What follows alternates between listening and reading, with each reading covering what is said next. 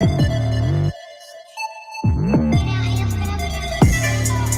couldn't catch another ship, yeah. And it's like a lotus, so it's time to flip the script, yeah. Cruising through the bay on that fucking battleship, sold up, screaming out, Buck, what you heard? All right, welcome back to Buck What You Heard. My name is Gene. You can reach me at Buck What You Heard. You follow me, I will follow you back. Always on Twitter. Always got something to say. Normally it's random. It could be sports related. Who knows? I was talking about third person today. So, join, whatever you do, get on. I love holding those conversations, and we'll make some fun with this. I'm joined by my co-host, Christina, at Tampa Sports Bay. Great follow on Twitter. Always keeping up with all Buck sports, not just the Buccaneers. We got the Lightning, the Rays, so on and so on. How are you doing tonight? I'm doing great. It's Friday night and ready to talk Bucks. There we go. And you know what? It's always cool to be amongst friends. And our special guest, and if you are familiar with Bucks Report, you've seen this man, the myth, the legend himself. Oh, God. Harry the Greek. How you doing, my friend? What's up, my brother? Christina, Gene, thank you so much for having me on. How you guys doing tonight? Hey, I'm excited. We're getting that much closer to what we've all been waiting for, the kickoff of the regular season. It's every time something happens, rookie camp, that means we're getting closer and closer. Just one step closer. That's right. So, can you feel the excitement? We've gotten past the draft. We know who we have. And, things are happening now. So, how are you guys feeling about it? Just absolutely. Just starting to get very excited. Like you said, every week is something new that's going on. The schedule just came out, so it gets that much more exciting. Rookie camp, all the rookies just reported to $1, and, just excited for the regular season. There we go. I want to shout out Jay McElroy from one of the founding fathers of the Buckaholics. If you travel to an away game or even a home game, you're going to find Buckaholics there. Buckaholics show up and show out wherever they're at. They've got some really big games coming up this year, and they've really got some amazing charities that they're really working with. And I'm excited to, have Jay on, longtime friend. And, whenever I can go to a game with those guys, it's a lot of fun. I think Los Angeles may be the big game to look forward to, and those guys can really pack them in. So it's really going to be exciting this year to see what the Buckaholics have done. We've all been cooped up for a season, can't go to any games, and now, hey, let's get out there and have some fun. So, Harry, I want to start with you. I haven't really got to talk with you about the schedule. How comfortable, and I know that, you're a Bucks fan by proxy because, you have an actual other team that you really, really like. But bro, I root for the Bears, and I'm also a Bucks fan. I've been down in Florida. Damn, man, since I've been a kid, for God's sakes. Hell, I moved down here when the Bucks were just becoming a franchise. Hey, you know what? You can't ask for anything more. So how do you feel about the schedule? I know that you were kind of insulted by some of the lines that you saw. Well, start the game, for example. It's not that I'm insulted. I just can't believe that the general public's going to be that ignorant and stupid to keep this team at 6.5-point favorites. Only 6.5-point favorites. Their money. I know. I get it. Why? Because of the narrative that it's the Dallas Cowboys? Really? Because it's God's team? Give me a break, man. The last time the Dallas Cowboys were ever irrelevant about anything was back in the 90s. Yeah. And, and the old narrative states the same thing. They had a perfect draft. It's just a typical Cowboy guy. That linebacker that they got from Penn State, what's his name? Yeah, I don't know. Okay, I remember his name, but anyway, long story short, he would have been the perfect draft pick for the Cowboys of the 90s. And for those of you that don't know, back then when the Cowboys used to have to go to an away game, they had to have 2 airplanes to travel with. One was for the team, and the other plane was for the probation officers. No, but what am I saying? If there's 6.5. What was the running joke? What do you call the Cowboys in a huddle? A parole violation. A parole violation. That's true. I remember. For real, man. That is the absolute truth. That is for real. But straight up, 6.5-point favorites. Tampa fans, you guys got to be insulted by this. Hey, let's take their money. Absolutely. Let's take their money. No, I'm serious. I don't condone betting, but I understand. It's just ridiculous. I have an old saying, on my show at the end of it, I always give a disclaimer. keep your bets low and your returns high. But you know what? I'm telling you now, if you have a chance, use both hands and both feet and shove your chips in and keep buying it until they won't give you the number anymore. 6.5 points because it's the Dallas Cowboys. Let's think about how good this team was last year. Oh, wait a minute. They stunk. And then they said, wow, they have a high-flying offense when Dak Prescott was in there. Well, so did Atlanta. Their defense can't stop anybody. Joke. Really. Give me a break, man. That's just I'm not going to keep pounding that narrative. But 6.5 point favorites, shame on you, general public. That is an absolute atrocity and embarrassment. The Buccaneers are this line should be 10 to 13 points. It's at home. So wait a minute. Get this. If this game was in Dallas, did you know that Dallas would only be an underdog by 3? I believe it. I believe that. So you're telling me this game's going to come down to a field goal? Yeah, well, that's Vegas for you. That's Vegas. That's how you do things. A lot of, Cowboys fans see the potential in Dak, and they want him to be great. And I get it. I think that's just what they ride on, that potential. And we did the same as Bucs fans. We rode on the potential of Jameis, and we see where that ended up. So it could go either way for Dak and the Cowboys. I get it, man. I really, really, really get it. I get how everybody's enamored with Dak Prescott. They have great wide receivers. They have a decent offensive line. You've got the feed me guy in Ezekiel Elliott that used to have a 12-pack. Now he's got a no-pack, okay, because they fed him so much.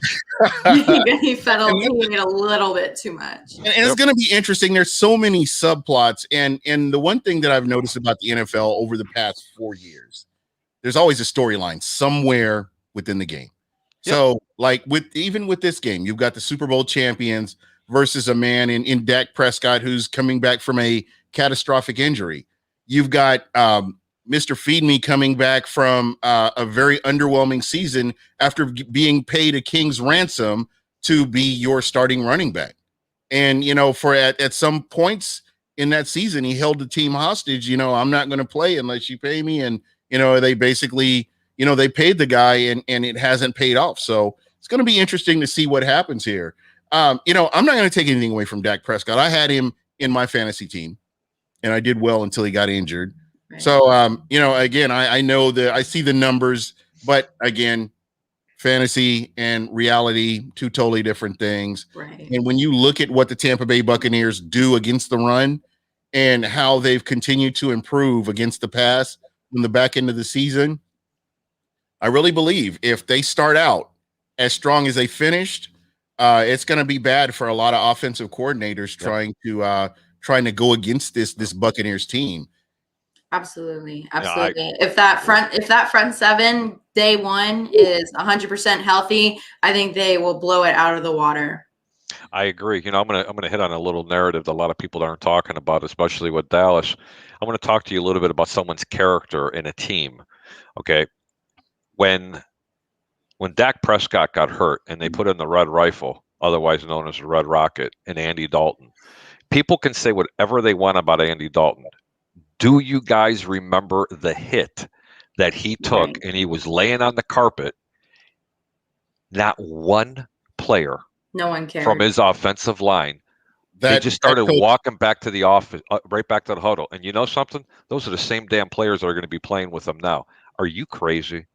And you guys, that's why I'm saying, just think about all these things. And as I'm talking, watch, the line's just going to keep climbing and climbing and climbing.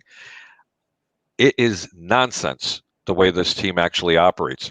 You want to beat Tampa? I'm going to tell you how you beat Tampa. It all goes through Brady. You better smack him in the mouth and put him on his ass about 4 or 5 times in the game. Otherwise, you got zero chance. And you better be able to run the football against Tampa. And the last time I checked, that defense does not give up a lot of yards.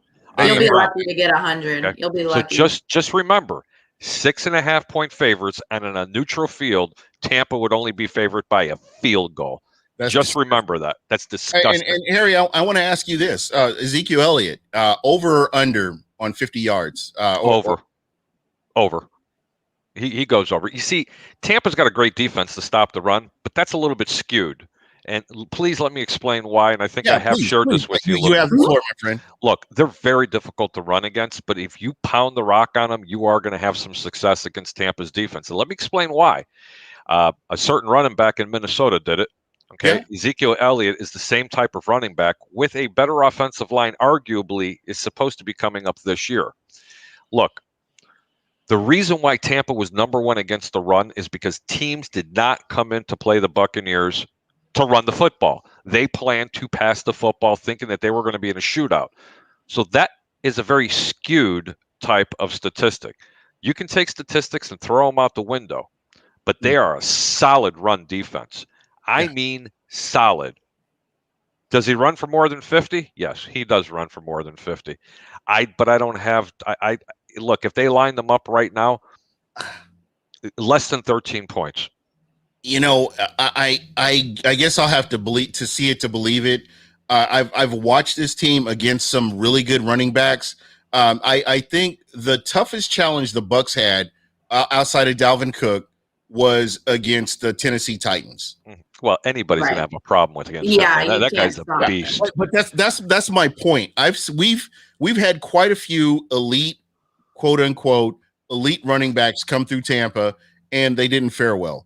I just believe that, you know, with Todd Bowles and how he schemes, their main focus is stopping the run. Yep. Because when you stop the run, you make that quarterback one-dimensional. I know a lot of people are like, oh, that's a stupid narrative. No, that's the facts right there. Because when Ezekiel Elliott is running and running wild, then that changes the whole way that your offensive coordinator schemes the game. Because, hey, you know, that opens everything up. Your tight ends, your tight end can do things, and your wide receivers, I mean, you have a little bit more time to get the ball out. And I really believe if they shut that down, and I do believe the Bucs can do that with a healthy Vita Vea, with the healthy JPP. Oh, God. Devin White is coming into his own, and I still believe his ceiling is beyond. He hasn't even reached his full potential. I don't think this front seven has reached their full potential yet. The front seven, I'm going to have to disagree there. The front seven has reached its full potential. They're just not going to stop. That front seven played better in the playoffs, and I'm going to tell you right now, I would put that defense, Lord, forgive me for saying this, with the 85 Bear defense, only in the playoffs, not for the whole season. That defense was special. It was special. When they showed up was an understatement. They completely dismantled the offense of the Kansas City Chiefs with the Billy Goat, known as, on the other side, running backwards for his life. Right. They said he ran a 4.9 40 coming out of college. He looked like he was running a 4.2 40, but in reverse. And Devin White is arguably a top 5 linebacker in all of football. And I mean all of football. Yeah. Absolutely. Again, that's what you have to look at with this defense. And I think that's the key to the Tampa Bay Buccaneers being successful is that defense. As much as I love the offense, Mike Evans, Chris Godwin, Antonio Brown, you know, you've got Leonard Fournette coming back, Ronald Jones, who's been much maligned, the much maligned Ronald Jones, who I really believe will continue to hone his craft as this is a contract year for him. So, you know, the more good tape you got out there, you know, he's going to get a payday somewhere, whether it may not be in Tampa, but I believe that there is going to be a team, there's going to be a place for him somewhere in the NFL. So I expect big things out of Ronald Jones as well. That would be a mistake if they got rid of Rojo. I'm going to tell you that right now. Rojo was hurt not half the year. He was hurt for a handful of games. He still ran for 960 yards on a team that was not a run-first mentality. Exactly. Let that sink in. Absolutely. Okay. You asked me if Dallas and Ezekiel Elliott's going to run for more than 50 yards. I'm going to tell you probably yes. It's going to happen on 2 or 3 different runs because they're going to catch him off guard. Right. Nobody comes to Tampa gearing up to be a run-first team. Tennessee does, not Dallas. No. Dallas has an arm for a quarterback and a plethora of wide receivers and a tight end. They are going to want to go toe for Tampa. And you know what? Start salivating because that's going to fall right into their hands. You better run the football against Tampa because if you don't, you might not score a point in this first game. The ball's going to fly right into those DB's hands. I know that. That's for sure. If Dak Prescott is trying to have a shootout with Tom Brady, it's not going to happen. It's not. I foresee a good number of interceptions as long as, the secondary, stays on top like they did last season. Well, you know what? That's a great point. I'm really glad you brought that up because I'm tell you what, that secondary played really, really, really well when they went into a press zone. When they were playing strictly zone, right? Horrible. It looked really horrible. When they played man up and then they played zone just behind them, it was unreal. And what they were doing is they were daring you to give you that 10 or 15 yards.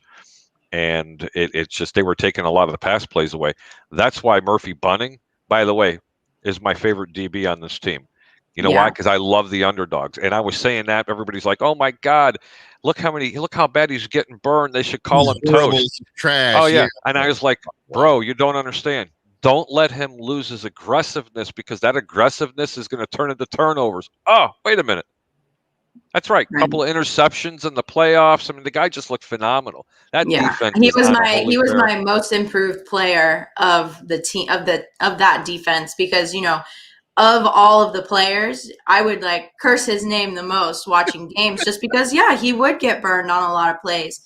But then when he came into the playoffs, he was getting all the interceptions, making tackles, and so definitely most improved player, and I hope to see him continue. I do too. One of his interceptions came via a happy birthday gift because Minter, if you guys remember, got his paws up in the air and tipped the ball, and it just Murphy Bunting's going like, "Oh my God, wait a minute, hey, happy birthday, Merry Christmas, one and all." Oh, I loved it, man. I absolutely loved it, and I loved more than anything is when I was watching Tom Brady for the first time in his career in a Super Bowl, not even throwing for 200 yards. And he wasn't even sitting talking to the offensive coaches in the third quarter. He was standing on the sideline with Godwin and Evans and the running back and the coach. And he's got his arms folded going, "Ooh, look at," admiring the defense. It's usually the other way around. He was like, "Bro, this is easy. Here, let's just hand the ball off and just hit a couple of slants. This game's over." Yeah, that's one thing I want to point out is I have never seen Tom Brady so happy as he is with the Bucs and the players. I think there's an actual difference with this team. Maybe I'm just biased and love the Bucs so much he's that enjoying himself. I see it, but I do. I think he's happy with Bruce Arians. I think he's happy with Bruce Arians. I'm probably one of the most critical people of this coaching staff. I'm not a big fan. I wasn't a big fan of Todd Bowles. I wasn't a big fan of. I'm definitely not a fan of Leftwich, and I wasn't a huge fan of Bruce Arians. I mean, I'm just being honest. I see a lot of holes in their games. When they started turning things around, they were unbelievable. Real quick, let me say this, and I like your point because I was along the same lines as you.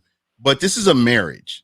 And this is one of those things where that relationship got better. There was communication in that relationship. There was love in that relationship, and everything came together where you had Tom Brady working with Bruce Arians, working with Byron Leftwich, making this offense work. It wasn't just one guy, wasn't two guys. It was the three of those guys coming together and making all of this work.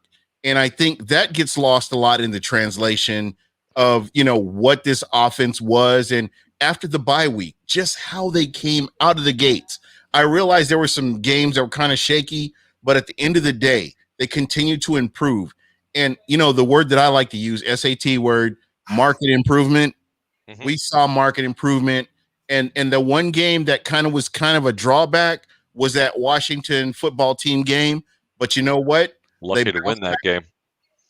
It was the Heineke. What is his name? I'll tell you something. Tampa got real lucky to win that game. And I'm not trying to talk out of both sides of my cheek. They needed that game. Yeah. 100%. That game was so dangerous. They didn't know that rookie quarterback. They started passing the ball in the third quarter when they never had to. All they had to do was, and this is why I was critical of the coaching staff, all they had to do was give it to the horses in the back with Leonard Fournette and company. I'm not kidding you. That would have been a totally different outcome. That game was never supposed to be that close. They escaped out of Washington. Washington had a really good defense, but they had no business being in the same zip code. And that woke the Buccaneers up because that following week, getting punched in the mouth like that made them think, okay, we need to get back to business and we need to take care of business. You know what, Smack Apparel, if you're watching, Robbie, if you're watching, Sean Murphy bunting, Sean Murphy balling. I love it. love that, I man. love this. Jay, I'm going to give you credit for this. Sean Murphy balling. I'm going to get on Twitter. I'm going to hit these guys up from Smack Apparel because that is dope as hell. And if we're talking smack about the Tampa Bay Buccaneers, you know what? Sean Murphy balling. I love it. Sean Murphy balling. I love it. That is a really good one. So you know what? The Bucs are starting to sign their rookies, their draft picks. Yep. Rookie So- minicamp just started today. Did you expect anything different? They're going to sign everybody. Let me say this.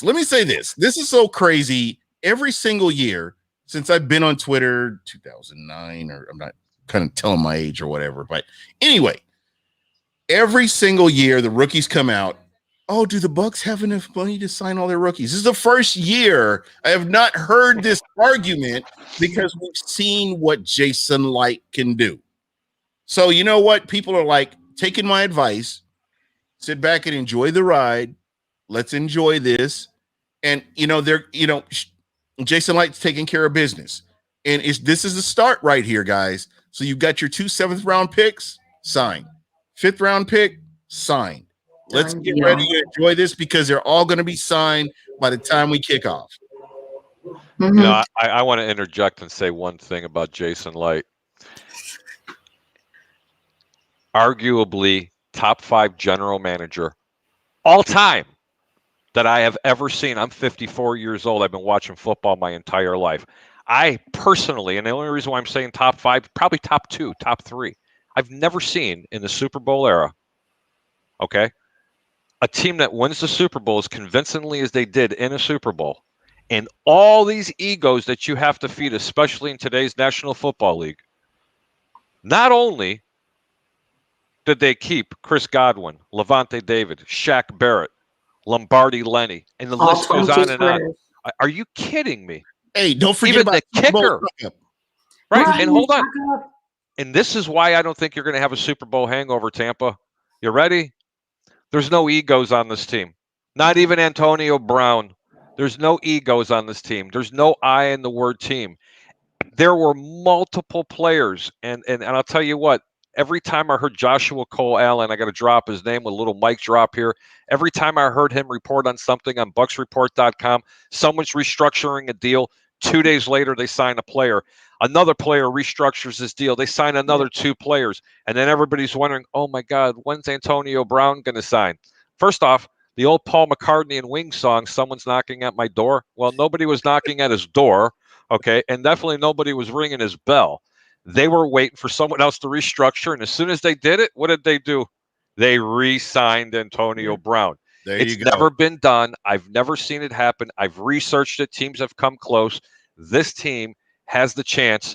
God forbid I say it because I said it on my own show. If this team stays healthy, they will not lose a game this year. And the only way they lose is to lose because of themselves. That's it. Right. That's it. This isn't Tyreek Hill who doesn't want to go ahead. Yeah, besides the double deuces, this isn't Tyreek. Hold on, you ready? Tyreek Hill turns around and says, restructure. I ain't restructuring my deal. Yeah. I don't like y'all that much. Mm-hmm. Really? So just really think about that. There's very little selfishness. And if there is, this coaching staff, this general manager, I will bow to you because I've never seen this happen. 100%. And you know what? I do want to bring this up again. I bring this up on a lot of shows.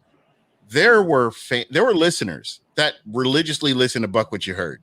Yep. But there was a time where they were pissed off because I would not go in on Jason Light.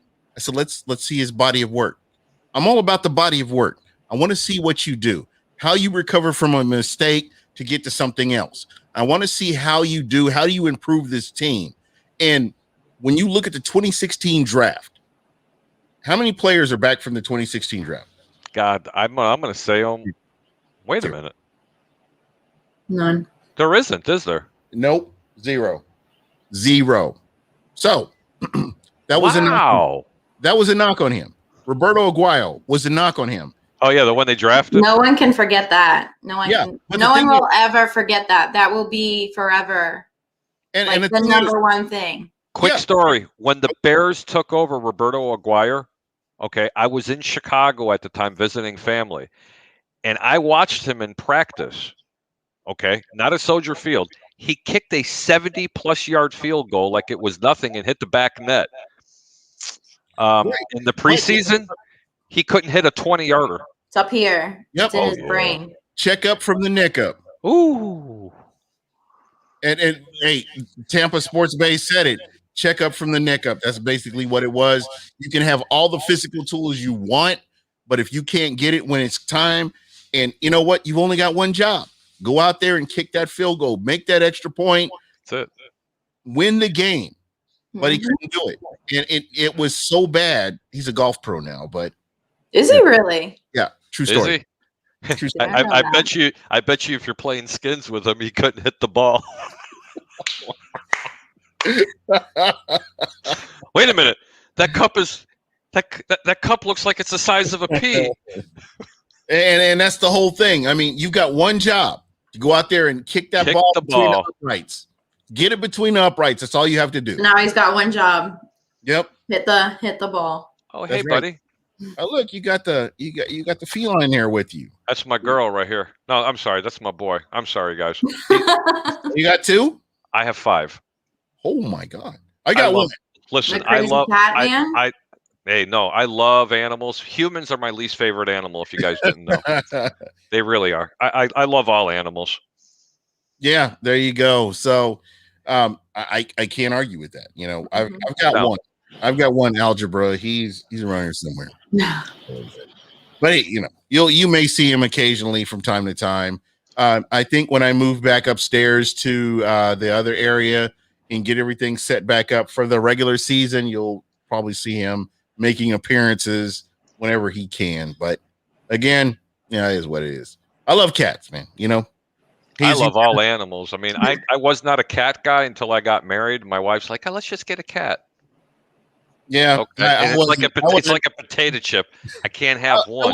I wasn't real thrilled when he first came along, but you know, when I was like, well, I'm going to call him Algebra. I like that. Bro, the reason why I like my cats so much is when I come home, first off, they know that I'm there. They're all trained. I could put them all in one room. I can call them individually by their names, and one will come out.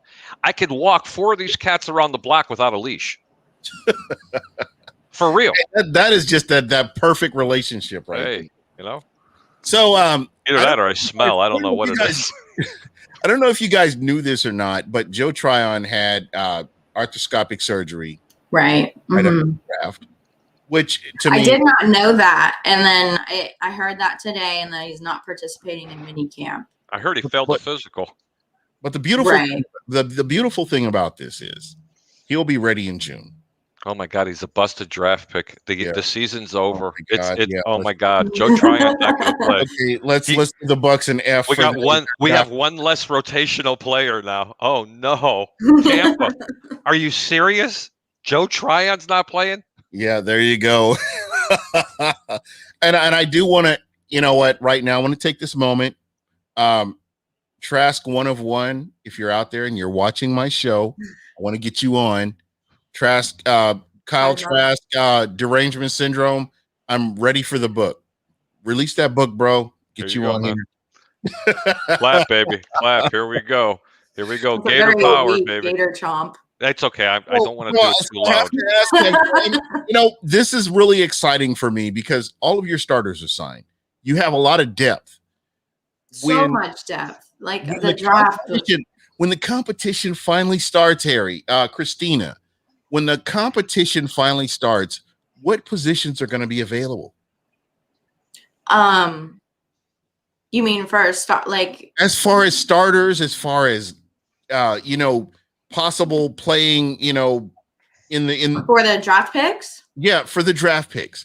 Okay. So like, you know, I think that some of the linebackers that were picked up, like Joe Tryon, I think is definitely going to get into rotation. I think you know, some of the linebackers will get into rotation. I don't necessarily think they'll have a chance for starting, but like you've said before, if you are playing right, it doesn't matter if you're starting or not.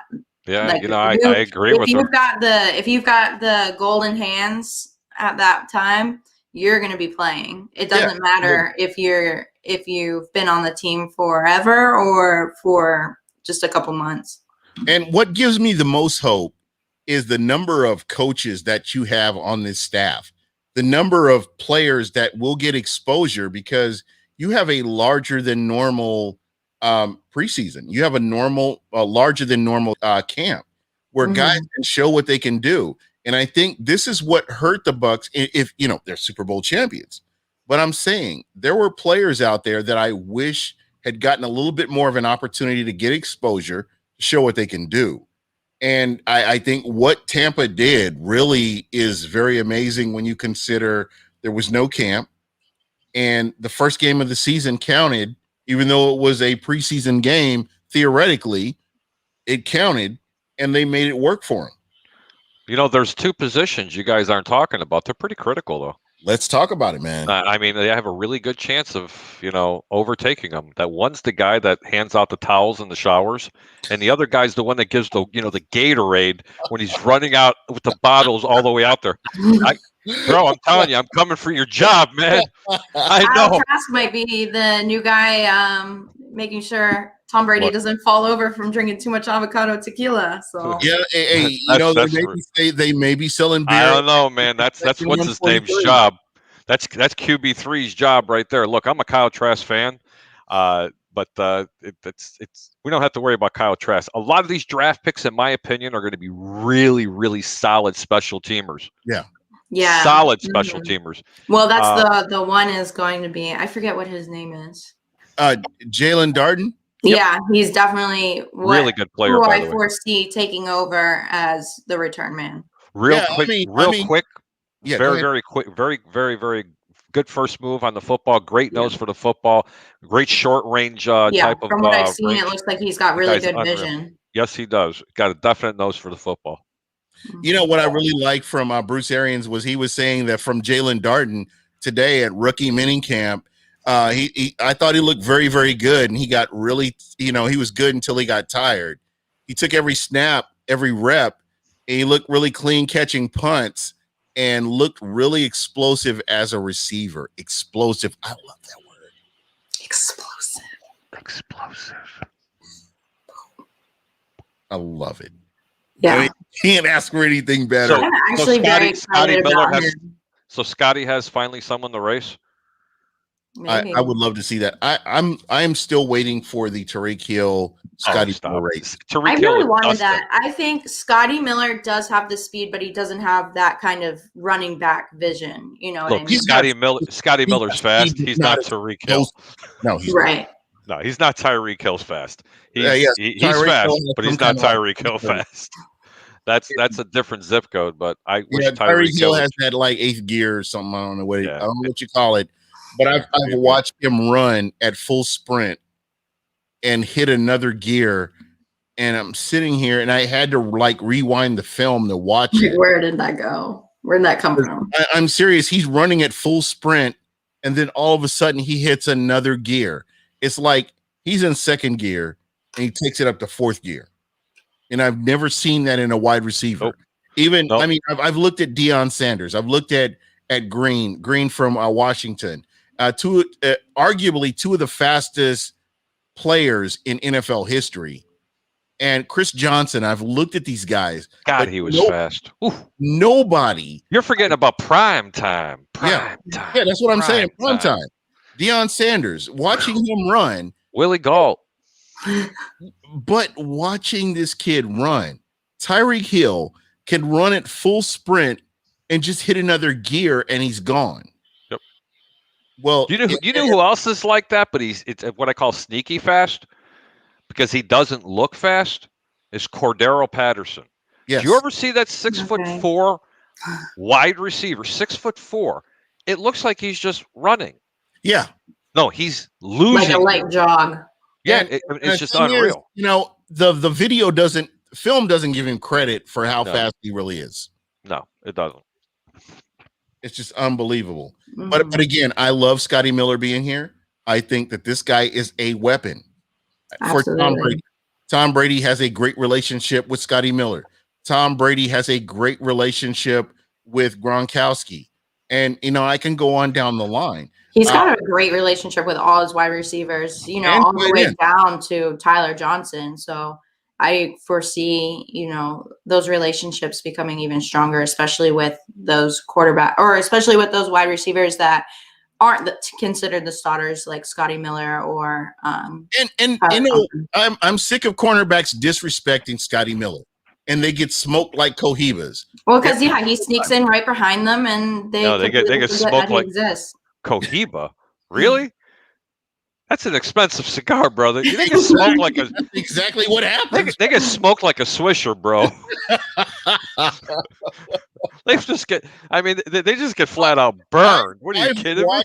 And I've watched them, and you can look at a cornerback, and you can isolate the video, and you can watch Scotty Miller getting into position, and you look at the cornerback looking at him like, oh, I got this guy. Like this guy, really? Yeah, that's exactly it. And you look at, I'm serious, if you isolate it, go back to All 22. If you don't have it, get with me. I'll get you the link. I'll get you guys set up where All 22 so you can watch this, isolate this, because I promise you, this is a thing. This is not just one game. This is like 7 or 8 games that I've seen this happen. Scotty Miller lines up in a position, and this guy, whoever's on him, they get relaxed. They get loose. And Scotty Miller smokes them off the line. First step off the line, game over. Now it might be different this season, though, because, DBs are going to be more aware of his speed. I don't think but they still might count him out and get cocky. You run a 5 wide receiver set, you're putting them on the 5th DB.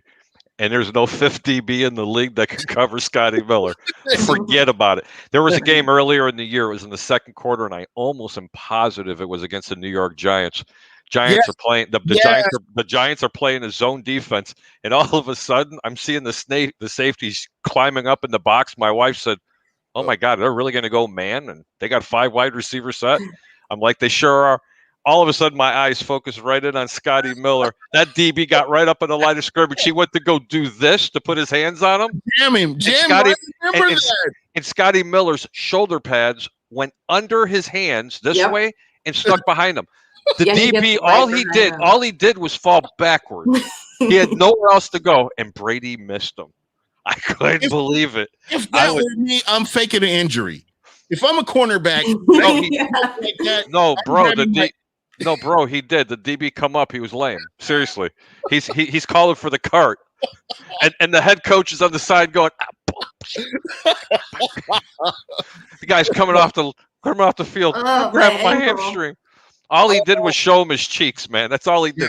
He went to go put his hands on him, and Scotty Miller seen his back end. That was it. He just showed him his cheeks. He said, "See you later." But I promise you're going to see some big plays this year. Scotty Miller is going to have some big plays. Another guy to look forward to is Tyler Johnson. I've picked Tyler Johnson to get a touchdown in the first game against the Dallas Cowboys. Picked it, calling it. I think if Christina wanted to play wide receiver against Dallas and I was on the other side, they couldn't stop us.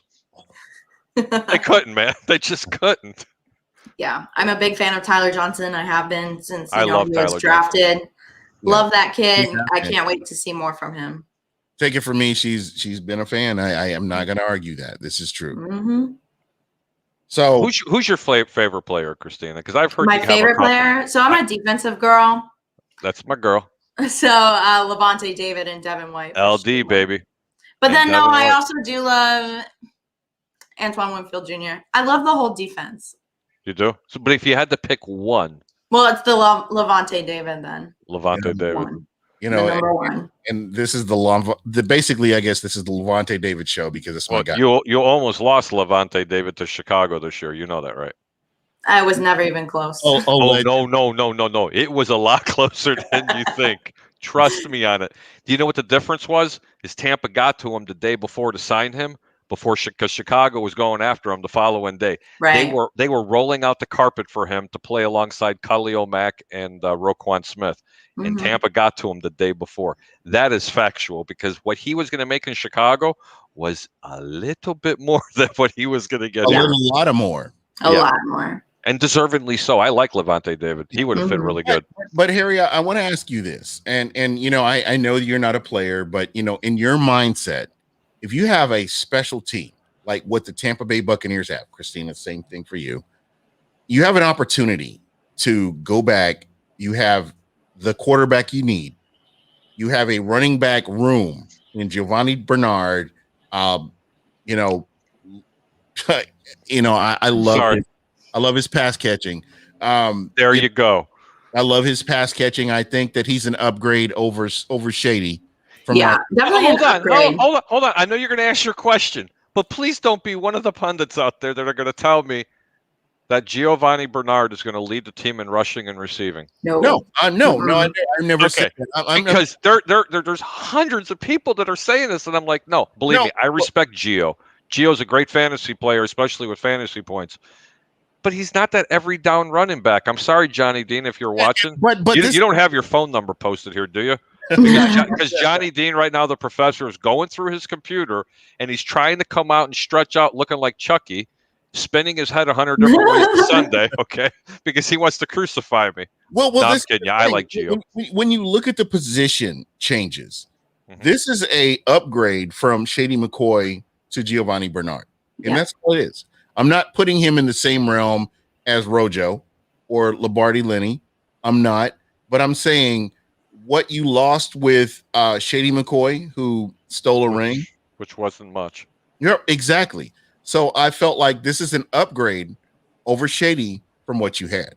Can we agree on that? Absolutely. I will agree on that, but I'm going to say one thing. There was one play that stood out for me, and it's the only one that I remember from Shady McCoy. It was a pass out of the flats, and he went for 18 yards. It was to the right, and I'm like, oh, that's going to be open all day long. And the next thing I know, Shady McCoy sitting on the sideline texting. or he's playing Slotomania, one of the two. I have no idea. I don't know what he is. Candy Crush. We don't know. God. Yeah, who knows what he is? What a wasted amount of talent. He reminds me of Jackson, the wide receiver. Remember him? Oh, yeah. Oh, Deshaun Jackson over in L.A., right? Oof. I hated that. What's the over or under on how many games that he's going to last? How about 0? Are you kidding me? Man, first off, I'm thinking 3. I'm thinking the under on 3. I never liked Deshaun Jackson. I hated him when he was with, oh, Lord. The Eagles? Thank you. Yeah. Thank you. And then he came here to Tampa, and Tampa was all excited, and I'm like, oh, no. In the beginning, I remember his route running is atrocious. The only person that could target him was Fitz. Yeah. But he would cut off routes. It used to piss me off.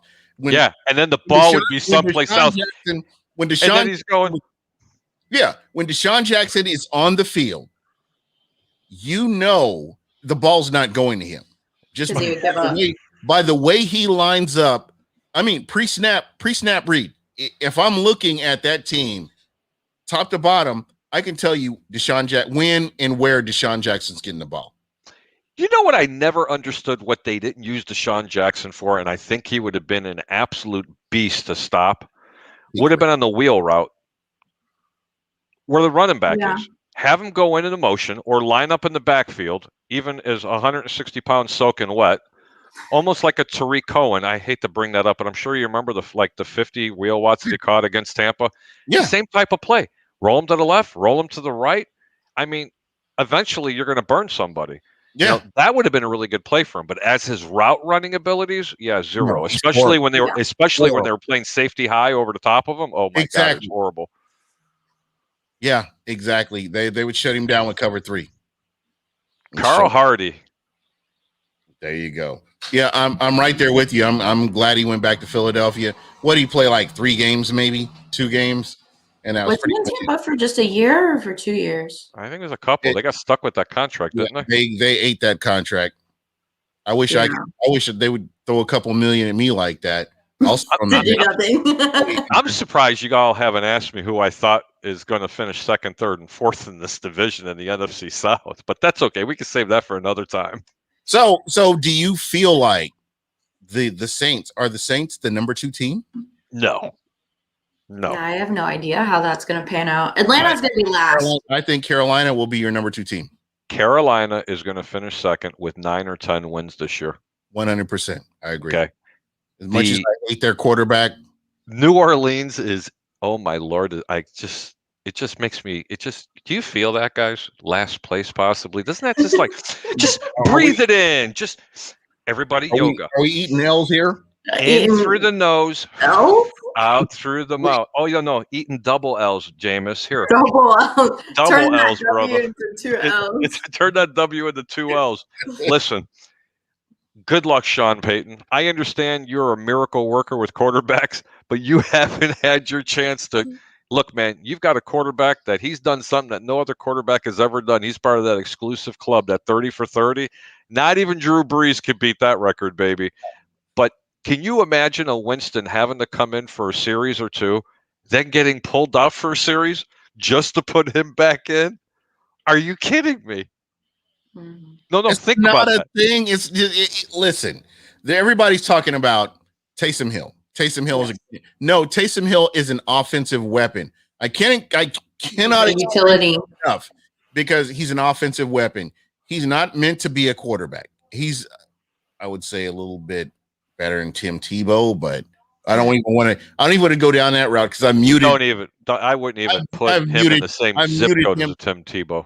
I muted his name on Twitter. I don't want to hear about that guy. But all joking aside, all joking aside, though, when you look at Tim Tebow, I just said Taysom Hill is an offensive weapon. When he comes on the field, it's hard for defensive coordinators to plan for him. But when you have that man under center, it's a whole nother realm, because then you can game plan for him. And he's not out there. He's not that wild card out there in the slot as a tight end, as a running back, or all the other different positions that he plays. He's under center. So you've limited your offensive game planning there, right then and there. Now, when you talk about Jameis Winston coming in, Jameis Winston is who he is, folks. We can go back 5 years and look at him. He is who he is. Right now, I don't care what anybody says, whatever they've done with him, it doesn't matter. When his emotions, he can't get a control of his emotions. His decision-making is very suspect. And, we can go on and on about this. Well, I mean, he is okay if you put a plate of crab legs in front of him. I don't know if he likes them steamed or if he likes them over charcoal. There's no Publix in New Orleans. No, New Orleans don't have Publix. I don't think so. No, I think that's how you go there. Thing. They got gumbo, seafood gumbo. Maybe going back to Jameis Winston. Little quick story. I'll leave this particular person, but he was the head coach of the Tampa Bay Buccaneers. That so happens to be a friend of mine. For quite a long time, I knew him back from his days from a previous city I was from. I'm sure everybody can figure that out. And I asked him straight up, what was the infatuation with Jameis Winston? And he said his arm strength, his athleticism, his awareness in the pocket. And when he said awareness in the pocket, I kind of sat back, just kind of thinking about it. And I says, what happened? He said, offensive coordinators. Plain and simple. He says, offensive coordinators just couldn't dial it in. And I says, then what was the excuse with Jay Cutler? Yeah. And quote unquote, he said, I've never been around a more cerebral, gifted quarterback than Jay Cutler. And if I ever had to start a team, he'd be the guy I'd start with. He said that over Jameis Winston. Just let that digest for a second. I'm sorry, what? Okay. Just let that digest. That needs to be a soundbite right there. No. Wait, where? What? Who? Does Jay Cutler even play anymore? No. But Jay Cutler truly did have an arm. I mean, the guy thought he could throw it through a six. I mean, he could throw it. He thought he could throw it through a 6x6 picture window 80 yards downfield, and he could. The problem was he didn't realize that DBs are pretty fast at closing in on footballs. Okay. I mean, that poor guy had 4 offensive coordinators in 3 years. And his number one wide receiver was a guy by the name of Devin Hester. And by the way, Devin Hester never played offense in college. He was a DB. Just think about that for a second. So he would always just throw to DBs, basically. That's what Jameis does too. Yeah, I know. Well, Jameis is a friendly guy. He's a team-friendly guy. He likes the New Orleans Saints. He's going to love Tampa this year. Yeah. Exactly.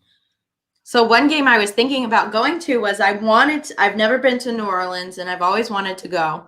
And I was like, what if I go to New Orleans? I was like, what if I go to the Saints game this year and like have fun, interview some Saints fans, get a little rowdy and stuff. I'm sure they were going to hate me. But then I was like, it's on Halloween. Halloween's my favorite holiday. So I don't think I'm going to go this year. First off, you'll love New Orleans. Mm-hmm. The fans are very friendly. It's a very friendly city, especially around the French Quarter. And if you decide to go, DM me and I will get you tickets to the game. Our company can go ahead and get you those tickets for you at will call. Seriously. If you really want to go to that game, you let me know. Put me down. I'm going. Let's do it, bro. I'll meet you all there. Hey, I've got my little pirate costume, man. I can go as a Buccaneer. Oh yeah, we can go with pirates on Halloween. There we go. Harry, make it happen, bro. We'll represent. We won't let you down. I promise. No, seriously, man. That's great. I guess I got to dust off my costume, get my ready to go. Well, I always have pirate costumes ready. Are you kidding me? Gasparilla is also my second favorite holiday. Now, next to mine. See, this is why we co-host together. So for real, y'all have never been in the French Quarter in New Orleans? Yeah, I have.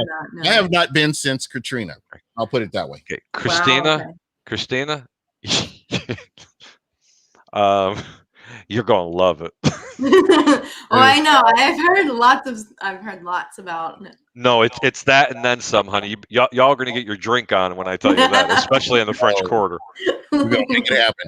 So funny story. Snoop Dogg was standing on top of the Hustler Club on the main dragon there. Seriously, he's got his chalice in there and the whole 9 yards. He's got all these women hanging around him. He's standing up top and he's throwing beads out. Nice. Poor dudes like me are sitting underneath going, yeah, check this out. And everybody's up in the air like this, and we're like eye level. This is all right, man. Real quick, Jay from BucWhatYaHeard, if you are still listening, get us in touch with your captain in Louisiana. We're going to make this happen. Mm-hmm. We are going to make this happen. This is automatically just jumped up. Dallas is priority.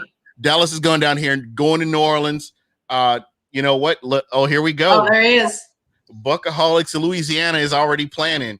And you know what? Got our pirate costumes. We are ready to go, my friend. Hey, man, am I invited? I'm going to get the tickets. Of course, man. I mean, bro, we'll be balling up there. Trust me. I got 3 or 4 spots you will absolutely love. Trust me. I don't drink much. I'll be the DD. I promise. Hey, let's make it. Do you even drive in New Orleans, or do you just walk everywhere? When you get to the French Quarter, when you get to the French Quarter, you just walk. You can drive around the French Quarter. I like to stay at the Harris Casino. I don't know why. But anyway. Oh, come on, come on. You don't know why you want to stay at the casino? No, but seriously, when you walk out of the Harris, you make a right, and you can go out there you make a left, you go to the French Quarter. It's about a half a mile down the road. But you're right there on the Mississippi. You're right there in Jackson Square. It is so right off of Dauphin Street. Yeah, it's man, I can't explain it. It's just one of my favorite cities next to Chicago to go to. I'm not kidding you. Everybody listening right now, BucWhatYaHeard, we're going to New Orleans. BucWhatYaHeard going to New Orleans. Do I need to bring my own beads, or how's that going to work out? No, you'll get plenty. All right, let's make it happen. All right, that is definitely going to happen. So, guys, I cannot believe we've been on here almost 50 minutes already. So, yeah, absolutely, man. It's fun when you're hanging around people you love hanging out with. So, there's my boy Christopher Cole. Hey, Chris, how you doing, little brother? Yeah, absolutely. Joshua always comes on late, right when we're about to shut it down. Make sure you wear your Super Bowl gear. Of course we will. You know what? I'm gonna make a custom Super Bowl pirate hat. There you go. We can make this happen here. Joshua Cole Allen, I need to get you I'll get it. He's trying to call in. Where's JCA at? I don't see him in the back. I don't know. He was, you know what? I was listening to the press conference, and I really believe the JCA had some of the best questions out there compared to some of these other people that I'm not going to say anything negative about anybody. I'm just going to say that he came with some very thought-provoking questions, and I'm glad he was able to get that in there. Hats off, showing them who Bucks Report really is. Man, I'll tell you what, man. Bucks Report has some of the best beat writers. If you haven't had a chance to get out there, go to bucksreport.com. Check out Joshua Coallen and the company with Best of the Bay, my boy, Mr. Tampa Bay Ray Kennedy. He's unbelievable. Man, some of the articles that they write we've is got Tampa unreal. Bay here too. You know, we got the Bay on lock right now. That's right. Yep, it's on lockdown. So we'll see if we can get JCA on here real quick. I think he tried to call in earlier. That's okay. Joshua Coallen just ahead of time, and I know he's watching. He'll probably never call in or even come in. He's got the Bucks losing to the Patriots this year. Just to let you know, he said it live on my show. I will. No, we can't have that, dude. No, I'm just telling you. He said they're losing to the Patriots because Wednesday night when we had the show, it was just after when you guys had your show. I don't know if I want to have schedules after that. Yeah, that's what I'm of course saying. you do. No, you can have them on. Let's just eat them up for a little bit. That's all. There we go. I want to know why and how that will possibly happen. Yeah, will it just become the only thing that I could say is it becomes too mentally overwhelming for Tom Brady. I don't know. I don't think it'll be mentally overwhelming. I think we got him on the line here. Joshua Coallen, you on with us? Good. Hold on one second. I am not hearing you very well. You got to turn your gain up. Yeah. How about now? Nothing. Let's see. He's got nothing. Nothing. Still nothing. We'll get you on here, Joshua. Don't hang up yet, bro. Don't give up hope, my friend. Oh, and this is Bandit. Oh, that's Bandit. That's Bandit. Hi, Bandit. Say hi to the pretty girl. There you go. Hi. Let me see if I can try this again. So we've got. It would help probably if I had. All right. Are you plugged in? Yeah, we got him. I got him plugged in. Joshua Coallen, you there? Hey. There we go, my man. Hey, I just want to say you did a great job on the interview. I loved it. Sorry. Killed it. Thank you, sir. All right. A lot more where that came from. I'll be there tomorrow live and in person at rookie minicamp. So be able to hopefully bring you some more golden nuggets tomorrow. So for you, what were your biggest takeaways? I mean, I love the Joe Tryon interview. Just, your questions that you had for him, because I know that was a big thing for people during the draft was this guy didn't play in 2020, but the fact that he was out there working and honing his craft and getting better.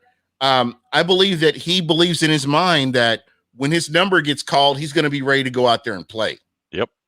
Well, yeah, I mean, when you look at the tape and you look at some of, his rushes, you see a lot of potential there, but you see also a lot of wasted movements, where he's slowing himself down inadvertently. And, that's one thing that I kind of really want to know is, if you look at, I'm just a regular guy kind of looking down tape, doing my best to break down this stuff. If he's working with trainers and people in the off season to really, get better, they're noticing this stuff too. So he's noticing it. And how did he get better at it? And, the answer to his question, pretty much kind of summed up. Unfortunately, we won't get to see that until mandatory minicamp in June because he had a minor knee scope and he's going to be out until then. Right. So that was one thing that I was really looking forward to seeing tomorrow at rookie minicamp. But that's unfortunately not something we're going to be able to see. So he was doing some light jogging today with the trainer off to the side. Oh, that's good. At this point, it's all mental reps and learning the playbook and making sure that when he's ready to go out there with the big boys, that he can come in and he knows what he's doing. Hey, that's something I'm looking forward to see. That's awesome, man. Harry has a question for you, Joshua. Hey, Josh, Harry from the Over Under. How you doing? Oh, Harry from the Over Under. Never heard of you. I'm sorry, who? Oh, wait a minute. Oh, is this Joshua Coallen from New England? Joshua. Anyway, no. Did they say what the surgery was for in any timetable that he would be okay by? The knee scope, wasn't it? Minor knee. He called it, I think, a slight knee scope. Just probably to clean up some stuff. Timetable said 3 to 4 weeks. Mandatory minicamp is June 7th through 9th. So I'm assuming he's going to be ready by then. That's what the hope is. They're not going to rush him. They're going to let him take his time. Same thing with Tom.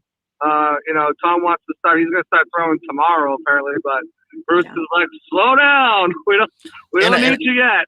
And I think that was a big takeaway from Bruce Arians, was that we don't want to rush this guy back too soon. Again, that tells me, and Joshua, tell me if I'm jumping the gun here, that this kid believes that he's going to be in there and he's going to, trying to help himself to get playing time during the regular season, just based on this, not just sitting back and taking mental reps throughout the camp, but possibly and potentially having playing time throughout the season. Oh yeah, I think he's already your number 3 rusher. I think Anthony Nelson is an unfortunate benefactor of him being drafted so high and him coming in here. You look at the raw ability and the things he can bring. Learning from JPP and Shaq throughout the summer is going to be instrumental. Yeah. And he's going to find a way on the field. He's a physical freak. He's going to be strong. You can't teach strength. And that's something a lot of people say, you can't teach speed. Well, you can't teach the kind of physicality and strength that he possesses. He's going to see the field right away on special teams, and I would not be surprised to see him in certain packages. You heard him today say that, speaking with Todd Bowles and the coaches, that they're having him learn inside, having him learn outside. He's going to be a versatile player who's going to be able to come in and play all sorts of different techniques and different styles. John Leddy, the Pewter Report, went and asked him if he feels more comfortable, playing with his hands in the dirt, free technique, or stand up. And he said, third down, I want my hand in the dirt so I can fire off and get after that quarterbary. Wow. This guy, he's a competitor. He can play in a multiple, variety of multiple variety of roles on this defense, and we'll see him circle in and circle out in the rotation at different spots, different times, depending on down and distance situations. He's going to get out there early. I really believe he will. And it's going to be tough because we know JPP and Shaq do not like to come off the field. Yeah. But, it's a marathon, not a sprint. And now that you can already win, you can already win the marathon, make extra precautions to make sure you win the next marathon. So I think we'll see a lot of Joe Tryon this year during the season for sure. Hey, Josh, you're going to know better than everybody else. You said they actually tried to see if they can play into the middle as well as the outside, and obviously he likes to play the outside a little bit more. But does he have the speed and the physicality to play the inside? Because that's when the guards get a chance on the second level to get their hands on you. Yeah, he'll be able to. He's definitely got the strength. He's definitely got the size. I mean, the guy looks like a freaking action figure. Like one of those old WWE action figures. For real. Wow. But I mean, you look at a player on the team already in JPP who does that. He goes inside, he goes outside. You look back to the Super Bowl where they had JPP on the inside and bumped out Vita Vea on the outside. The success they had in that look. That's something that was fun. Joe Tryon, and which is why they're really asking him not just to learn one role, but to learn multiple roles. Because as a rookie and a team so loaded as this, they're going to want to employ him in different ways and different. As many different styles and teams as they can. And if he's pigeonholed into just being that outside linebacker, stand-up edge rusher, that limits the ability for him to get on the field and make an impact. So that's why you're going to see him line up all over the place in preseason and training camp and his rookie. Once he gets back on the field for mandatory minicamp, and he's really going to, I think, be a factor up and down the line. And, also, guys, he can drop back in coverage. He's got fluid enough hips to drop back. So he's got that kind of speed, huh? I do want to ask you, Josh, and I kind of want to switch gears a little bit. I know that we haven't really got to talk about him too much, but Kyle Trask, what is the sentiment about him, his first day in camp? Ups and downs, but that's expected. I mean, he's playing with a patchwork, offensive line, and they're not even fielding a full team out there, Jalen Darden, who, Bruce Arians said looked great, but was one of the only wide receivers out there. They had him and undrafted free agent TJ Simmons and Darabah, who was a veteran free agent who was brought in. So, he threw an interception, but he looked good in a lot of his throws too, according to reports. I can't wait to get out there tomorrow and give you my personal assessment. I'll come on Tuesday or Wednesday rather and kind of talk to you and let you know, what I saw and what I think. But remember, he's playing against, with not a great line. He's not playing with all the weapons. He's not, it's the first day of camp, learning the playbook. One thing that did catch my ears was when he said that he's seen a lot of similarities so far between the Florida State playbook and Bruce Arians. but just a lot of different verbiage, which is to be expected for from playbook to playbook. But it's been helping him kind of get the offense down, and he looked pretty comfortable out there from the videos that I've seen, and from talking to some of the guys that are already out there today. And I'm going to say this, and Joshua, I don't know, Harry, I feel like a lot of these rookies are playing with house money right now because they're not pressured to get in and start. They're not pressured to come in and make an impact because your starters are all here. So can you imagine when they actually do get the opportunity to play? It's going to be like taking a Coke, shaking it really hard, and then opening up the cap, and it's just going to explode. Well, when they get the opportunity to play, they really have to show out. They really have to do their best. That's one of the things. I'll tell you what, and that's why I always said that Joshua Cole-Allen's probably the hardest worker at BR, because I'll tell you what, the knowledge that he has. Just take this, Josh, because I throw compliments around like they're manhole covers, but he knew every damn player in the entire draft, and even the ones that weren't even getting down to their weight, what their 40 times were, whether they played, their GPAs, the whole 9 yards, where they went to high school. There wasn't anything that this guy didn't know. But the only thing I want to know is this. Do you agree with me that Joe Tryon should not play special teams because he's a first-round draft pick, but the rest of the rookies should? That's kind of because I think he gives you a different. I think he gives you a different element on special teams. You bring. But why risk the injury though? That's my concern. Is that injury? Because you want to get the guy as many snaps as you can, and if it's going to be on special teams, then it's going to have to be on special teams. I don't think he's going to be playing. He's not going to be a core 4. Let's not get that, confused. But there's a lot of good players that play special teams. I mean, you look at, your offensive linemen, they're playing special teams, and they're really important. You have defensive linemen, safeties that are playing special teams, and they're very important. So it's part of the process that comes. You want to get your best guys out there playing special teams. And if that's going to get him to see the field and get him more experience up against NFL competition, I'm for it. I don't want to see him a core 4, but goal line work, punt return, getting after the punter. I mean, with that strength and that size and that speed, I'm not upset with it. I wouldn't be upset with it. Do you see? Go. I'm sorry. Go ahead. Sorry. Real quick, and I just want to shift gears a little bit, and we'll come back to Harry in just a moment. You've got KJ Britt, Chris Wilcox, and Grant Stewart have all been signed as rookies. This is the first time in, I would have to say, about 9 years that I have not heard the social media conversation, are the Bucs going to be able to sign all of their draft picks? So for you, go ahead. I was going to say, yeah, I mean, they're definitely going to be able to sign all their draft picks. It's just a matter of opening up space. I mean, the thing about those last 3 guys, 5th and 2 7th rounders, is their contracts won't cost much against the cap right now because of the rule of 51, which means, which is, the top 51 players count towards your salary cap, and anything, above or below that kind of gets pushed off. And they're totally combined. Maybe they cost $300,000 towards the cap, maybe 400. I don't have the exact numbers, but it's not a lot. They're going to have to open up money regardless because Antonio Brown, while, reports are he is going to be signed, has still not signed his contract yet. So that's I thought they did. No, they haven't officially announced he's that. agreed to terms, but he hasn't signed.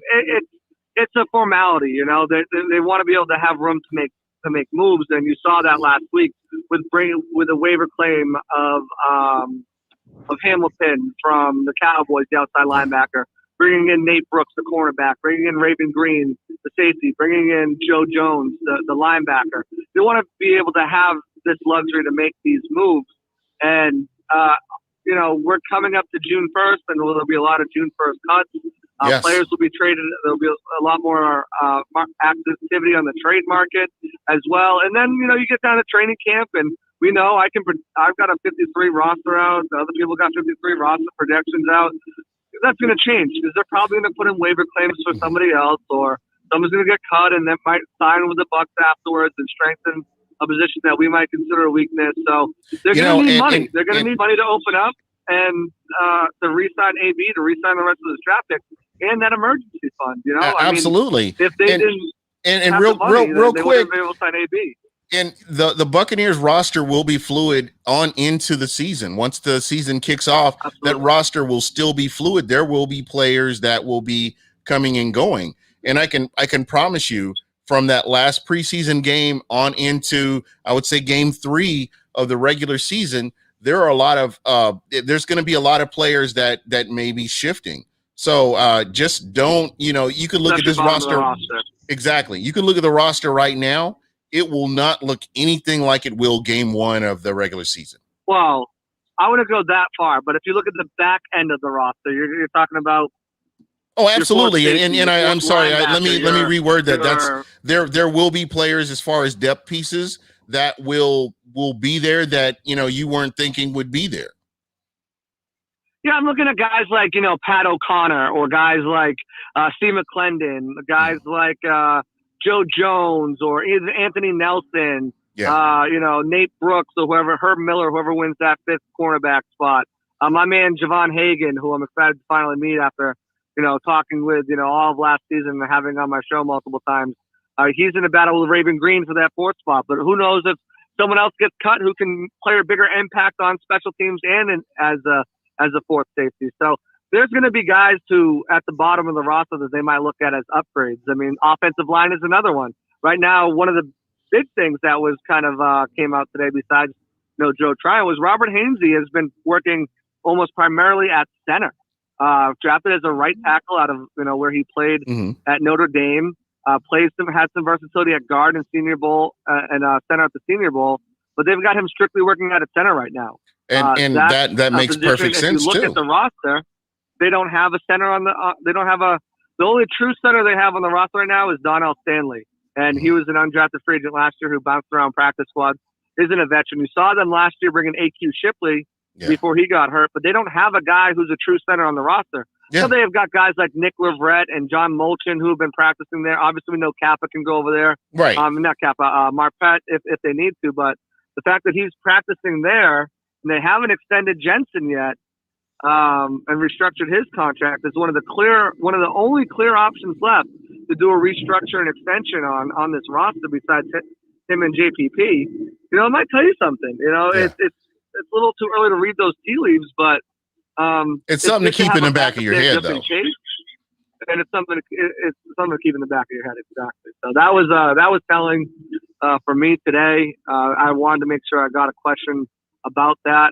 A couple of my questions I already had prepared got asked before me, but I had to kind of change the question up to see, because we heard and Quinn Miners was a draft darling of a lot of Bucs social media and fans, and he self-taught himself how to snap and how to go make the calls and stuff like that. And I wanted to know if Hainsey's been doing that as well. And no, he hasn't really been working out with anybody. Just kind of snapping came naturally to him. Worked out with Ian Book in the off season before he got drafted by those vaunted Saints. So working out with him, but that was an interesting little tidbit that we found out as well. All right. Hey, folks, that is Joshua Cole Allen. Make sure you're checking him out on the Audible. Audible. The what? Audible, Hey, you can say it both ways. It's good. Hey, what about Tampa Bay? Tampa Bay didn't get one question. You got something for me? I mean, I was just listening in. I'm just excited. Like, it's really cool that you got to see, you're going to be able to see all the players tomorrow. That's really interesting that, he's playing under center and everything. Absolutely. So it's going to be, I'll have some nuggets. Real quick, here's a question. Here's a real quick question from the chat. How long is Jensen under contract? He's in the final year of his deal right now, set to make $10 million. So a way to free up some easy cap space is to convert that into a signing bonus. You can bring his salary down to around $7 million by taking $3 of it and turning it into a signing bonus and extending his contract. You have to extend it before you can restructure. That is the thing, though. So if they're going to restructure his deal, much like they did with Donovan Smith, they need to extend him. So if you extend him for another year at another 10 No. Yeah. Yeah. And, speaking with Ali Marpet, I got to speak to him a couple weeks back, and he said he was surprised they haven't done Jensen's contract yet. So that made me believe that maybe, he expects them to, or you never know what's going to happen. But I could definitely see that happening sooner rather than later if they want to keep him around. And you got to think, if Light just said Tom Brady can play till he's 50. You really want to go messing with that line, especially when you might have to replace Kappa next year. Exactly. I'm not sure you want to mess with that center position, and hopefully they lock him up. Because, 100%. he's really worked hard on cutting down the penalties, and he plays with that mean, aggressive streak. And cutting down those penalties helps a lot. Yeah, absolutely. Another question. Plus he's our meat guy, briskets and all sorts of stuff. Exactly. Yeah. So David Turner was asking, what about what's the latest on OJ Howard? Have you heard anything? I've heard OJ looks good. He's working back from that injury. Obviously, Achilles is no joke of an injury. No, it's not. They're taking it slow with him, but if he can come back and have a full season, I mean, it opens up. And I've been talking about this on the Bucs Report show and on my show, but it opens up that 12 personnel. And what 12 personnel is, if you guys don't know, is you have 2 tight ends on the field. And running backs, wide receiver, whatever else you want to put out there, but it's mostly having those 2 tight ends out on the field. And when you have those 2 tight ends on the field with Gronk and OJ Howard, with their speed and their, OJ's a Ferrari out there at the tight end. Yeah. So you have him out there with Godwin and with Evans, and then you bring a guy like Leonard Fournette if he can be the same pass catching. It opens up so much diversity on that offense because they can run it out of that package. They could spread out wide and throw it out of that package. And it really makes it hard for defenses to come out and set up and game plan. And who do you double? I mean, it's already a question, who do you double cover? But in that package, it really puts you at risk of, big plays in the running game and in the passing game because of, the looks that they can give you on any given down. So and I know it's a big thing that Bruce was talking about last year, and they started to utilize it a little bit earlier in the season before he got injured. But Cam Brate just doesn't offer that because Cam Brate's not as good of a blocker as OJ Howard. Yeah, 100%. I totally agree with that. The one thing that I will say about OJ is my hope and prayers that he can get through a whole season injury free. Right. That's his biggest issue. I am so dying to see him and see what he can see him reach his potential just to know what the Bucs have. That's the one thing that sticks in the back of my head. If we can just see him for a whole season and see him produce without injury, that would be so exciting for me. And I think that he would really show why he was picked at 19. I agree, man, because that Ferrari's costing a hell of a lot of money getting fixed in the garage every week. Trust me when I tell you. $6 million this year, yeah. Yeah, Ferrari might be a lemon, but we'll see this year. Yeah. That's the thing. And having a guy like Gronk to lean on last year and really kind of, with an amazing offensive line technique. His blocking technique is flawless. Best blocking tight end in football. As a receiver too, okay, what does Tom like to do here? What does Tom like to do there? They're in the meeting rooms all together, in the tight end group. And, he can pick his brain and just as a receiver, okay, at the top of the route, what should I look for here? So in both aspects, blocking and receiving, it's a huge resource to lean on it. And I'm with you. He's costing $6 million this year. You better stay freaking healthy. Yeah, that's the whole thing right there. They were talking another question David Turner had, Keyshawn Vaughn. I think that this offseason, this camp is going to give him an opportunity to shine. Yeah. I love the very large coaching staff that they have. It gives you a chance to get eyes on a lot of players that you normally wouldn't. And that's something I'm excited about. I think that had Keyshawn Vaughn had that full camp, we may have seen more from him last year. But I'm happy with the sample size that we got from him. But I'm really hoping that he can really show his skills this year. Again, another guy that much maligned is Ronald Jones. Yeah. He's a guy that I expect big things from this year, regardless of what people say about his hands. I expect he's got to work on that this year. If he does not fix his hands, I don't know if he'll be back with the Bucs.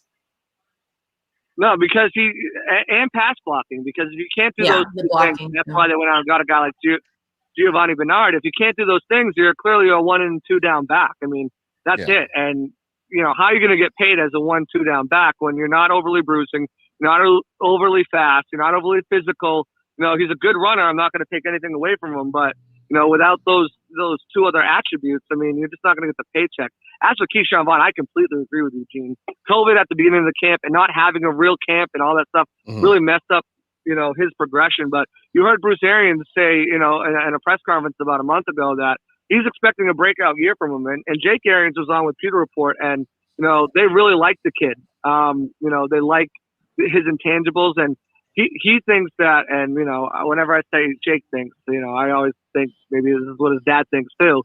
He thinks that when he was out there, he tried to do too much at certain points. Like, all right, I got Tom Brady throwing me. Let's make this play. Let's, and overthinking things while he was out there. Going into his second year, hopefully these things will come natural to him where he's not out there overthinking. And you heard that from the defense. Right. You heard the defensive players talk about it this year in the second year with Todd Bowles' system where they're not thinking, they're just playing. So that's the one thing that I really think, he's going to benefit from. And it was my 1 year anniversary on Wednesday. It was like my 1 year at Buck Support. So my first time Congratulations, as a guest bro. on air. Thank you. I appreciate it. I went back and watched my first time as a guest on the show, on one of the shows. And, I was talking about this and Keyshawn Vaughn specifically. And one of the things that I brought up, and I completely forgot, is if he would have been drafted the year before, they had a higher grade on him the year before than they did the year they drafted him last year. They had a second round grade on him in 2018 than they did in 2019, or 2019 than they did in 2020. What year are we in? Yeah. They had a higher grade on him in 2019 than they did in 2020, but he went back to school and he really suffered from one of the worst offensive lines in college. Right. It was like ranked 140th out of all the offensive lines in all of, college. So, that hurt him, but he still ended up putting up stats. And if you go look back at that LSU game from last year, he balled out on that. He had like 3 touchdowns. He was just an absolute machine against. And at that point, LSU won the championship and had the number one, offense and defense, and number one team in the country. And he really showed. And I think that if he can get back to that style production and get back to that, I think he'll find a way to carve out a role. It's going to be tough. It's going to be tough with this running back room to see, how they divvy up the snaps. But again, going back to the marathon, not a sprint, knowing that they're going to have 17 games and potentially 20 games total to get through. Hopefully it's not that. Hopefully it's only 19 because they get that first round bye. But, if they have to do that, use every body you can. Keep those legs. 100%. Exactly. All right. If you got to get Keyshawn Vaughn in the mix, definitely do so. All right. Joshua Allen, tell everybody how they can get a hold of you. Yeah, I'm on Twitter at Joshua_C_Allen. Write that down at Joshua_C_Allen. I'm going to be at training camp tomorrow. I'll be posting some videos after it's over. We have to hold off until training camp is actually over, but I'll be posting videos. I'll be posting some notes that I see, some observations about Trask and about KJ Britt and Darden and some of these other guys who are coming in here. So make sure you guys look for that. I'll be here a little bit later on tonight with on the Buck Support show. You can always find me popping up on shows on here like I did tonight. Been trying to get on this show for like weeks now. It's just been like Tampa Bay said. Every time I call, it's at the end of the show. But I'm glad you guys kind of extended it a little bit for me tonight. Yeah, we got you covered, I love man. chopping up with you, Gene. Yeah, man, it's always fun, man. Again, all these wonderful people here on Bucks Report, man. You do a great job. The professionalism that you showed at that press conference. I mean, I think you stuck out to me more than some of your veterans. So keep up that good work, man, and keep bringing it. And it's just gonna make Bucks Report that much better. Yeah, find my content too, BucSupport.com, and every Thursday, the Audible. Truly, at 8:00. So make sure you guys tune in that. Got some great guests for you next week. Jake Arians is going to be popping on, working on a couple Buccaneers players. So always tune in for that. You never know who's going to pop on the Audible. Last night we had Yo Murphy, Coach Yo Murphy. Oh man, I love that guy. I love you. He came on and it was a last minute thing. He's like, "Hey, I'm available tonight." I'm like, "I'll squeeze you in." So we got a good 20 minutes with him. I learned something too. I didn't realize that he's the only football player in history to play for NFL Europe, NFL, XFL, and CFL, and the only player to ever play in the World Bowl with NFL Europe, the Grey Cup, and win both of those. Actually, the MVP of the World Bowl, and also play in a Super Bowl. I didn't know that until I talked to him. And research that. So I mean, that's impressive, right there. That's an impressive resume right there. Regardless, Right? Well, bro, thank you so much for coming on. Hopefully next week we can get you on a little bit earlier and get you kind of added in here, and we'll take some phone calls from some of the listeners as well. We'll try to do a little bit better with that, folks. I know we've kind of let you down the last couple of weeks, but we're going to get back on track, man. Right. But hey, thanks a lot for calling in, bro. Yeah, absolutely. I'll be here Wednesday, so pencil me in for Wednesday. We'll chop it up. Sounds like a plan, my friend. Talk to you later. See you, JCA. Once again, that was Joshua Cole Allen, JCA of Bucks Report, doing what he does, man. I think he's really, just taking his game to another level. He's with the man. what he's been continuously doing. But like yourself, Harry, and the over and under with Harry the Greek, continuously taking yourself another level. And I love what you guys have been doing, man. Dennis Phillips, and that conversation was amazing. I loved it. And just keep doing what you're doing, man. I appreciate it. When are you guys coming on my show? We're invited, you can't show up at somebody's house just unannounced, you can't do that. I send it one time. I'll send you both the link. All right. You need to come on just for a few minutes. It's a combination between moods and mayhem. Go figure. Well, hey, I'm all in. Did you say all in? Was that a bet reference? I love it, man. It was a betting reference. I wonder where you got that from. Okay, if I'm doing like this, is this, or is it this way? All in. Oh yeah, she's got all in. There we all go. In. Talk to the hand, both of them. Here we go. Right. Hey, tell everybody how they can get a hold of you, Harry. Well, you can usually get a hold of me. You can call me. No, I'm kidding you.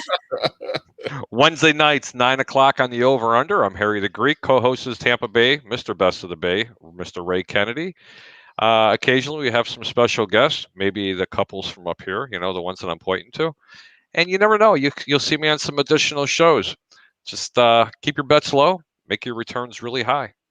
Hey, I love that. That's sage advice. Let's make that happen. Tampa Bay, tell everybody how they can get a hold of you. You can get a hold of me on Facebook, or no, I don't. On Instagram or Twitter at Tampa Sports Bay. That's BAE. And just talk about all different kinds of sports. One day I will have my own podcast. We'll see when that happens. It's got to happen. It's going to happen. It's what is the word? Inevitable. It's inevitable. It's going to happen soon because I got to do it before the season starts, and it's about to start. So for me, I want to thank you both for coming on. Always great to talk football with you guys, our beloved Bucks. And I know you like Bears, but I'm not going to hold that against you. But I do have fun with this. This was a fun show tonight. I got some really good information from you, Harry. Joshua Cole Allen, thank you so much for coming on. Bucks Report for providing us the platform to do all this. Thank you so much. And last but not least, I do want to thank Smack Apparel because you guys have been taking care of us. You got my goat shirt on. Got the goat shirt on. Tom Brady. Gotta love it. And we're gonna give you guys an opportunity to win a Smack Apparel t-shirt next Friday. So be sure to tune in. And when I do give the opportunity to call in, make sure that you call in because it's the only way you can win. So with that being said, I want to thank you guys. Thank you so much. Everybody in the chat. Thank you. Really great questions. And we're going to do this again next week. I promise. And we are out. Happy Friday, everyone.